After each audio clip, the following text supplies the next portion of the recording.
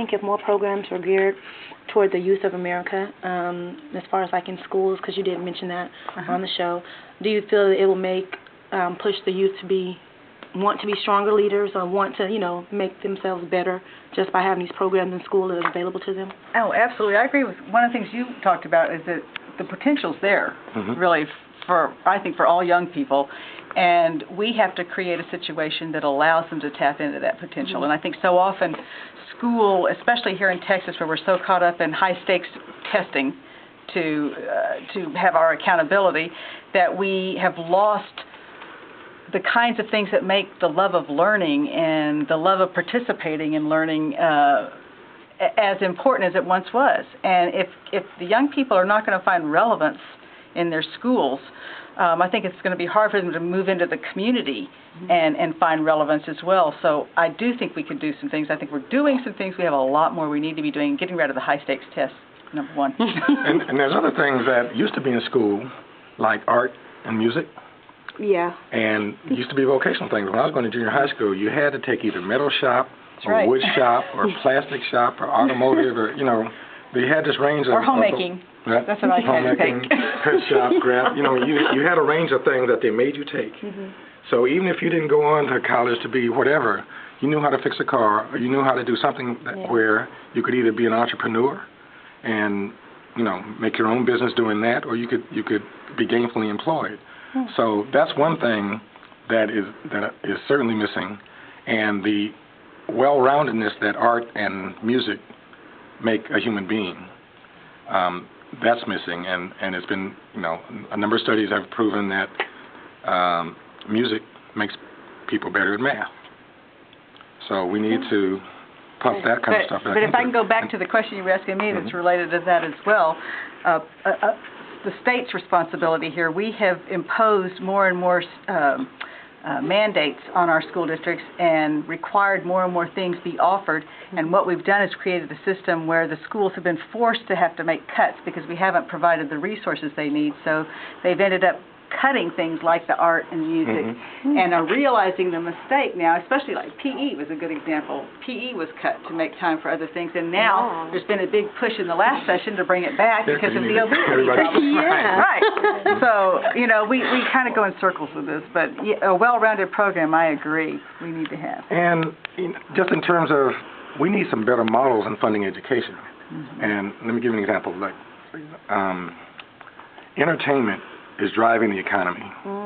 I mean, so the Time Warners and the entertainment industry has a great effect on what's going on Wall Street. And there's resources, meaning there's a lot of talent all over America. I mean, you walk into any school and say, okay, how many people here think they can sing or whatever it is, hands go up. And so there's a resource that we have that could be used in funding education. And like, for instance, I mentioned a project we had called Thirsty the Elephant, which is this live action character that we've developed to help education. And we enrolled Thirsty in the 4th grade at Campbell Elementary School. And so we had some students at Campbell write a book called Thirsty Goes to the 4th grade. So each student got to write a few sentences about their favorite thing they do in 4th grade. Some of them say, okay, well, I like the reading circle or whatever it is, and then they get to supervise a photo shoot with Thirsty illustrating their page. So by the time they get out of elementary school, they have a book. So they, in the bit. And the model is, okay, every time a book sells, they get writer's royalties. The school board needs to get some money, and we as a facilitator need to get some money. And that's the kind of model that can fund education. I mean, when I was growing up through elementary school all the way to high school, we did all kinds of projects where we, I don't know how many popsicle sticks and, built volcanoes and all these little projects that wound up in the trash after it was over.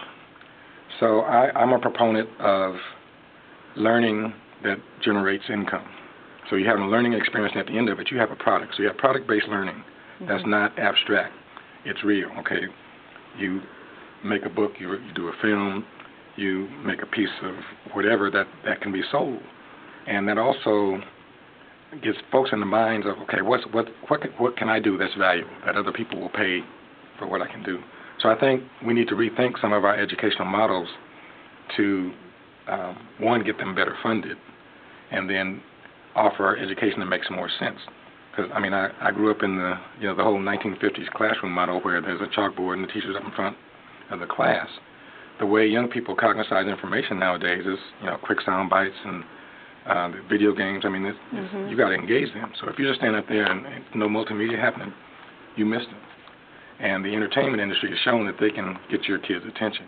So we need to take better use of that, how to manage that attention. Great. Well, that's all I have. Anyone? Hey, do you think that maybe the disconnect with our political leaders and children coming up with political leaders is sort of the centralization of power? Whenever people see on TV, we don't hear much about our state politics. We always hear national politics. Do you think that children don't think they can make it that high, and maybe that we should start focusing more on the state than really the nation? Well, one of the things that we did see that happened in the primary that we just had in March is we had a huge influx, as you mentioned a while ago, of new voters coming in, people that got excited and they came in and voted for the president, and then they dropped off and didn't vote for anybody down below, a huge number. And quite frankly, the national leaders obviously make a difference in what happens here. But when the rubber meets the road, it's your local elected officials that are really doing things that impact your day-to-day life. So somehow, yes, we need to make sure that people understand that it's very important to pay attention to the national politics, but if they're going to want to make a difference in what happens in their very lives, the lives of their children, the lives of their families, the lives of their community, they need to understand what's going on locally, pay attention to those races, vote, and get engaged and perhaps run themselves at some point. No, I agree. The locals where it happens. And I'll give an example. During the 2006 election, KCLW, my radio station in Hamilton, interviewed all of the candidates for office, so all of the statewide races. That's where I met Mary Beth. She was running for Congress, so we covered some of the congressional and the senatorial races. And so it was everybody from the bottom up. And some of the interviews, what we did was give every candidate 30 minutes. And some of the interviews were done by folks at the station. I did a couple. Candidates for the county commissioner, we had elementary school students interviewing them. And we had, I think, a student from Central Texas College, interviewed the railroad commissioner candidates. And basically, it was the civics lesson for some of them. Okay, the first thing was, okay, what's the job entail in the first place? So just that engagement.